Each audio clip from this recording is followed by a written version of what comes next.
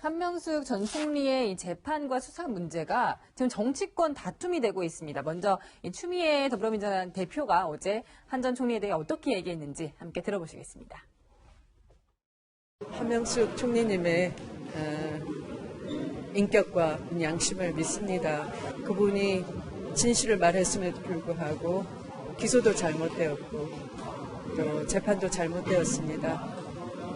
그런 것이 이제 사법개혁이 필요한 얼만큼 필요한지를 말하는 것이죠. 자, 기소도 잘못됐고 재판도 잘못됐다. 판사 출신의 추미애 대표의 입에서 나온 얘기입니다. 어쨌든 대법원까지 가서 확정 판결을 받았던 사안에 대해서 말입니다. 네. 사실 이제 그 진보 진영 내지는 지금 현재 여권의 입장에서는 한명숙 전 총리라고 하는 인물이 가진 위상이라는 게 있습니다. 예. 운동권의 대모로 불리셨고 여성으로서 최초로 국무총리를 지내셨고 당시의 수사 과정을 보면 조금 무리해서 내지는 검찰이 이렇게까지 좀 수사를 해야 될까 싶은 부분이 있었던 건 사실이에요. 그리고 실제로 대법원에 가서도 8대5로 다툼이 있었던 것도 예. 맞고 그렇더라 하더라도 이제 대법원에 어쨌든 확정 판결이 났기 때문에 문제가 있는 부분이 있으면 정확하게 짚으셔서 이런 부분을 우리가 억울한 부분이 있으니까 재심을 한다거나 아니면 과거에 조금 문제가 있었던 것 같다는 식으로 말씀을 하시는 것과 지금 여당 대표시잖아요. 그러니까 야당 대표라면 여전히 야당 대표라면 저렇게 말씀하실 수 있다고 봐요. 근데 여당 대표가 저렇게 말씀하시면 정권을 잡고 있는 입장에서 저렇게 말씀하시면 야 그럼 법원 지금 다 갈아엎어야 된다는 얘기냐라는 얘기로 들릴 수가 있잖아요. 그래서 저 부분에 있어서 자신은 뭐 개인적인 의견을 전제로 나는 믿고 있고 혹시라도 법적으로 구제 절차에 또 밟겠다 이런 정도까지 얘기하신 것과 기소도 아예 잘못됐고 판결도 아예 잘못됐다고 얘기하는 건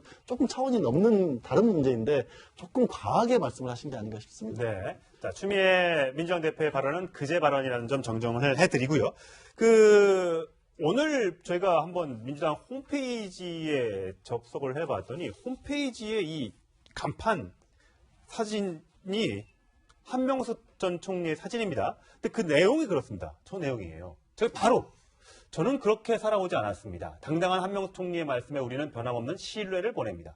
노무현 전 대통령에 대해서 그렇게 떠날 수밖에 없었던 것 같습니다. 뭐 이런 등등의 얘기를 하고 있어요. 그렇죠. 그런 부분이 뭐 100% 틀린 건 아니죠. 왜냐하면 추모사를 낭독했다는 이유만으로 그 후에 계속 검찰이 타겟 수사가 계속 된 거는 맞거든요. 그래서 무혐의 받을 무렵되면 무죄 받을 무렵되면 다시 또 조사가 개시되고 그런 것들이 계속 반복됐기 때문에 저런 내용을 쓸 수 있지만 최종적으로는 어떻게 보면 검찰이 아니고 법원에서 마무리가 지어진 거고 특히 대법원이라는 전원합의체 대법원에서 마무리 지어진 건데 계속 저렇게 이제 얘기를 하고 특히 이제 이런 표현이 있습니다.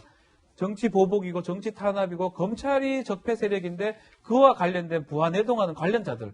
그러면 법원도 좀 그렇다는 뜻이 보이기 때문에 그렇게 만약에 읽힌다 그러면 사실상 우리 양 변호사님 지적한 것처럼 지금 현 정권에서 또 법원에 대해서 얘기를 한다는 거는 그것도 좀 부담스러운 측면이 있는 거거든요. 그러니까 분명히 그냥 저는 그렇게 살아오지 말았으면 그것만 했으면 큰 문제가 없는데 그 뒤에 어떤 내용들은 조금 논란이 될 여지가 아주 높다. 그리고 공교롭게 시점이 참 애매한 시점입니다. 지금 문재인 대통령이 지금 현재 1호로 얘기한 게 검찰개혁, 사법개혁입니다. 네. 그런 상황에서 이번 사건을 지금 현재 과거에 잘못된 판결 이런 식으로 규정을 함으로써 이거를 어떻게 보면 사법개혁의 또 다른 동력으로 삼는 게 아닌가 그런 의심을 살 수밖에 없는 대목이기도 합니다. 그 부분에서 지금 사법정의라고 지금 해놓고 그다음에 그 추미애 대표도 사법개혁 얘기를 하는데 그 사법개혁의 핵심이 뭔가를 한번 따져볼 필요가 있다.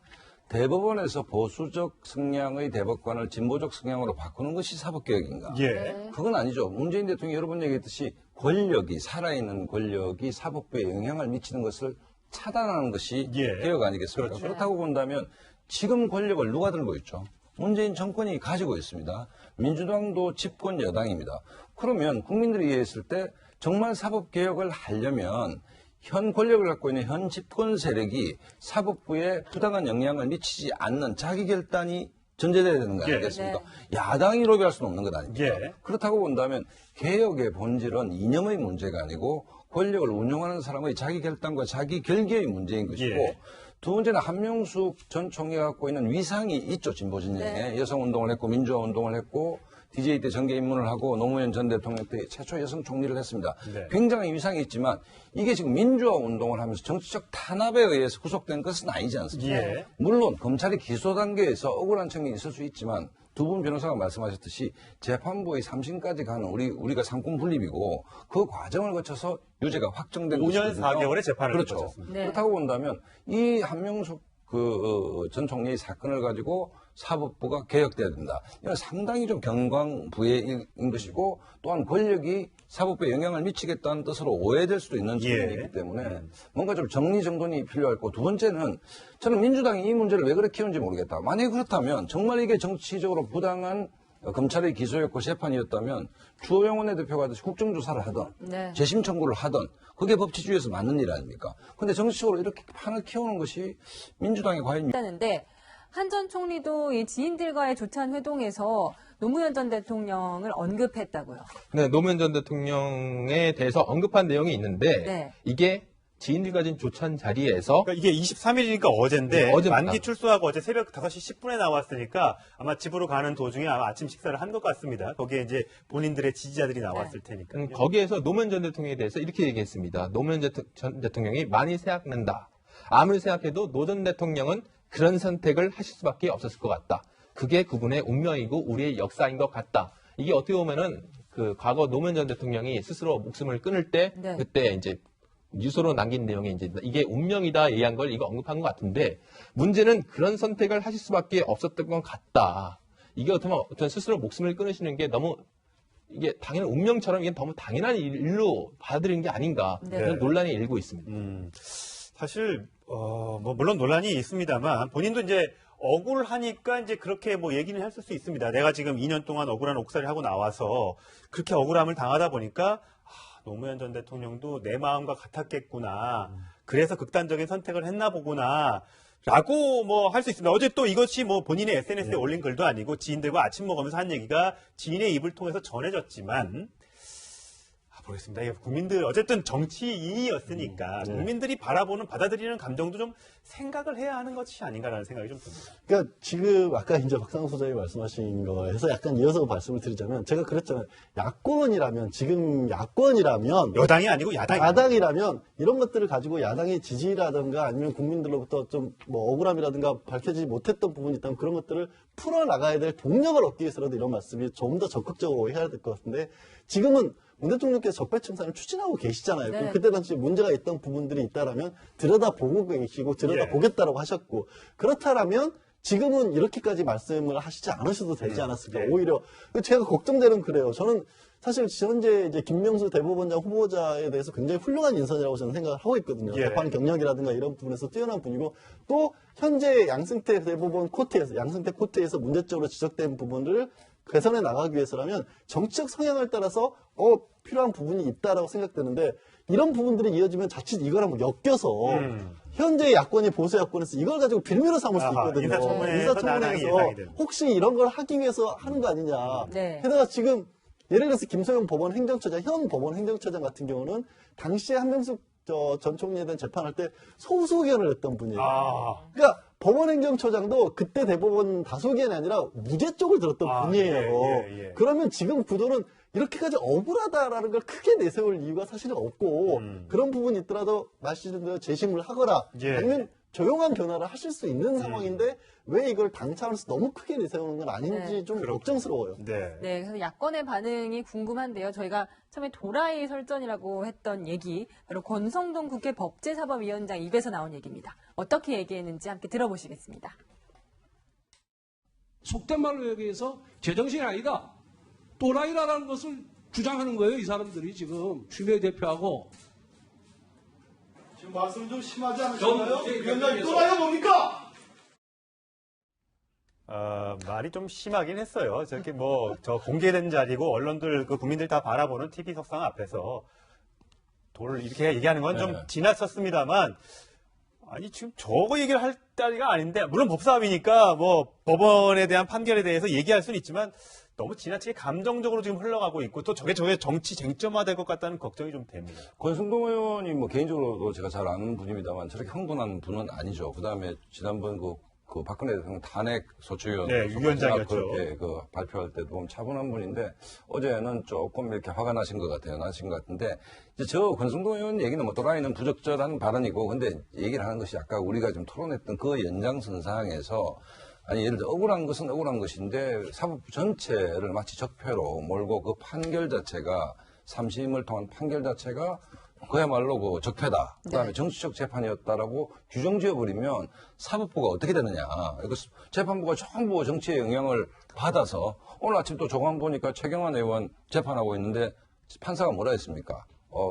중립적으로 할 테니까 전화 좀 하지 말게 하세요. 뭐 그런 그랬었죠. 예. 그러니까 대부분의 판사들이 그런 스탠스를 유지하고 있을 겁니다. 네. 그렇기 때문에 한명숙 전 총리 재판 문제를 가지고 마치 재판부, 사법부 자체가 마치 뭐 문제가 있는 집단으로 해서 적폐의 대상이다. 네. 이거는 문재인 정부가 과연 5년 안에 감당할 수 있을지도 네. 모르겠고 그다음에 불필요한 논란이 좀 확산되는 게 아닌가 이런 생각이 듭니다. 근데 또 가지 말씀드리고 싶은 거는 지금 현재 많은 국민들이 실제로 검찰개혁이라든지 사법개혁이라든지 그런 걸 지지하고 있는 것은 과거 검찰이 권력 지향적이고 약간 권력에 좀 붙는 모습을 보였기 때문에 그런 모습 좀 바꾸자는 의미에서 지금 현재 문재인 정부가 지금 추진하고 있는 사법개혁이나 검찰개혁을 지지를 하고 있는 겁니다. 하지만 이런 방식이 자칫 자신들이 과거 억울한 판결을 받았다거나 억울하게 처분을 받았다거나 이런 거를 지금 한번 뒤집으려는 식으로 보여줄 경우에 과연 그래도 국민들이 이 검찰개혁이나 사법개혁에 대해 지지를 할까?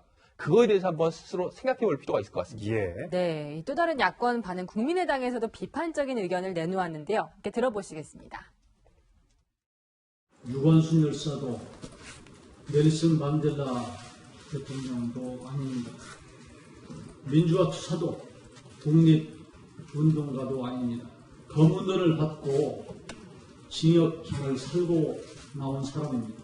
범죄를 규정하고 거꾸로 사법부를 불법 집단 취급하는 그런 언행을 즉각 중단하기 바랍니다. 정 억울하면 재심을 청구하세요. 네, 지금 또 여당의 일부 의원들 입에서 재심 청구, 물론 개인적인 판단에 맡겨야 되겠지만 재심 청구도 방법 아니겠느냐라는 얘기가 나오고 있기 때문에 아마 문재인 정부 언젠가는 재심을 청구한다거나 아니면 또 사면 복권에 대한 얘기가 나올지도 모르겠습니다. 물론 아직까지 결정된 건 없어서 말씀드리기 어렵습니다만 그렇다 하더라도 뭐 이건 꼭 한번 뭐 짚고 넘어가야 되는데 추징금 8억 8천 있잖아요. 네. 안 냈잖아요. 네네. 그리고 또 일부 뭐 밝혀진 드러난 바로는 내기 전에 현금을 인출하고 그렇죠. 집의 전세권 설정을 남편 이름으로 돌려놓고 이런 것들이 전형적인 과거의 추징금을 회피하려는 또 다른 범죄인과 비슷하다. 총리까지 지내신 분이 그렇게까지 해야 될까라는 비판도 있습니다. 그 당시 추징금을 하기 위해서 교도소 영치금 250만 원을 추징을 한 바가 있고 그거 외에는 추징을 못 하고 있습니다. 그리고 지금 명의를 바꾼 1억 5천 정도에 대해서 지금 소송이 진행 중인데 그건 지켜봐야 될 부분 같은데 결국은 추징금을 다 하지 못했기 때문에 2년을 만기를 채운 거예요. 원래 같으면 가석방도 가능한 거거든요. 추징금을 다 완납하면? 완납하면 가석방도 가능한데 아. 그게 안 되기 때문에 2년 만기 출소를 한 거고 추징금 같은 경우는 아마 앞으로도 계속적으로 검찰이나 추적을 하지 않을까 생각이 들고 재판 결과에 따라서는 이 뭐 보증금이라든지 명의를 바꾼 남편 명의를 바꿔놨거든요. 이것도 지금 어떻게 될지는 좀 알 수가 없는 그런 상황입니다. 뭐 한때 뭐 돼지 저금통을 통해서 좀 모금을 해서 한명천 총리를 좀 도와주자라는 얘기 등을 문재인 대통령도 옛날에 야당 대표 시절에 한 적이 있습니다. 만약에 정말 저 부분이 한 총리를 구하고 싶은 지지자들이 있다면 모금을 해서 해주는 것도 방법이라고 생각합니다. 하지만 그 외에 불법적인 방법으로 돈을 내려고 하는 것을 안 내는 방법은 좀 그렇게 좋아 보이지는 않습니다.